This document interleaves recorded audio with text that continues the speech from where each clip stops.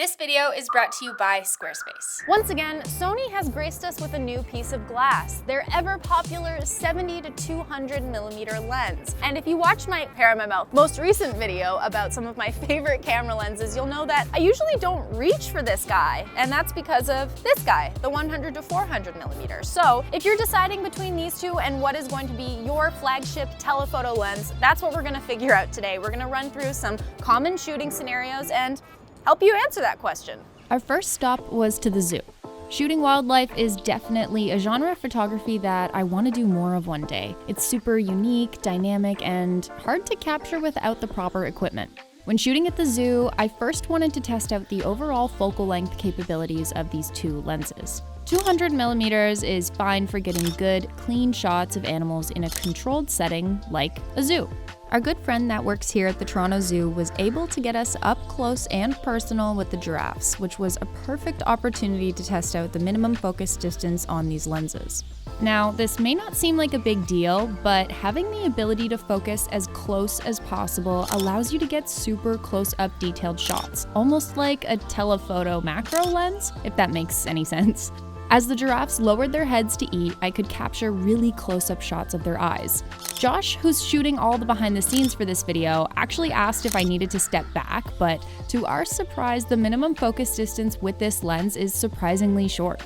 If you don't already own a macro lens, this could be a similar effect for you. That being said, animals aren't always this close. For real life, out in the field wildlife photography, animals can be quite the distance away from you. In fact, even in the zoo setting, I found that the 100 to 400 millimeter lens to be a much more usable focal length range. I had the flexibility to shoot medium frames of the animals, but also the ability to zoom in right in and get extremely tight frames of some of the animals, which also gave me the opportunity to frame out things like fences or things that made these animals seem like they were less in the wild. The 70 to 200 still just wasn't tight enough. Luckily, Sony offers a 2x teleconverter which effectively doubles the focal length of the 70 to 200, and the focal length limitation is no longer an issue. Here's a shot with the 100 to 400 and the exact same shot with the 70 to 200 and the 2x teleconverter attached. Now, what's the downside to the teleconverter? To be honest, not much. Technically speaking, using the teleconverter results in a two-stop loss of light, meaning that your maximum aperture is now f5.6 as opposed to 2.8. But again, at the maximum focal length, that's the exact same as the 100 to 400 millimeter. Yes, at 100 millimeters on the 100 to 400 millimeter lens, you would gain one stop of exposure, but that's really no big deal, especially at this level of compression. The real reason I never used the teleconverter with the old 70 to 200 millimeter lens is that the autofocus severely suffered. However, we were told that this new and improved lens would have much better autofocus performance, even with the teleconverter attached, because of this lens's floating focusing system. So we left the zoo and went to a more appropriate setting to test this out. Sports. You enjoying this video? Cool. Couple things I'm gonna ask you to do then. 1, maybe subscribe to my channel. 2, listen to me talk about Squarespace for a minute. Thanks. I used Squarespace to make my website.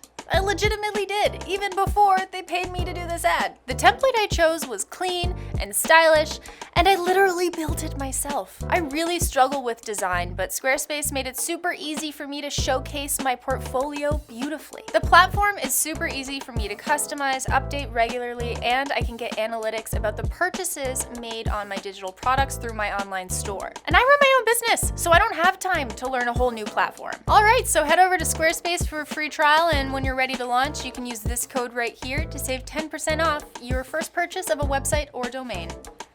Thanks, Squarespace. Now back to the video.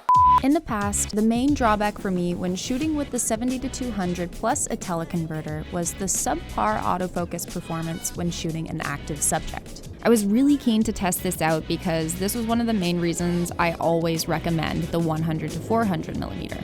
This new lens has what Sony is calling a wave motor system, which divides the lens focus groups into two independently controllable groups. This results in two smaller and lighter systems so they can essentially just focus faster. Sony is also claiming that the focus capability while zooming is improved by 30% compared to the Mark I version of this lens. This is an action that is really commonly used with this lens in sports photography. So as a seasoned athlete myself, I shot a sequence to show you guys. As we zoom out, the lens is perfectly tracking focus on me through every photo. I would say that usually the 70 to 200mm lens is the perfect focal length for this style, but there's always the teleconverter if you need it. For the record, we're talking about the average user here, not one of these guys. Now, my personal favorite use of a telephoto lens, landscape photography. No shade to those that prefer using a wider lens for landscapes, but what I see more often than not is someone newer to the game tends to reach for a wider lens, say a 16 to 35mm. Don't discount using a telephoto lens for your landscape photography. Getting the tip of a mountain, fog encircling a group of trees in the distance, or the compression of a winding road on a cliffside has a very artistic look. It's not like my subjects were moving, so in this downtown setting, the 70 to 200mm on its own, plus the teleconverter is great. Usually this is something I would reach to the 100 to 400 for, but considering the weight of the 70 to 200 and the fact that you get two lenses in one with the teleconverter, I could see myself reaching to this for travel. Bringing one lighter weight lens and getting a variety of focal lengths makes way more sense to me. Considering that the 100 to 400 and the 70 to 200 are comparable in price, the fact that I can get a 400mm focal length with this 24 to 70 for only another $700, in my opinion, makes the 70 to 200 the better option. Words I never thought I'd say. Thank you guys so much for watching this video. If you liked it, please give it a like down below, subscribe if you're not already, and hit the notification bell to get notified for all future videos, and I'll see you in the next one.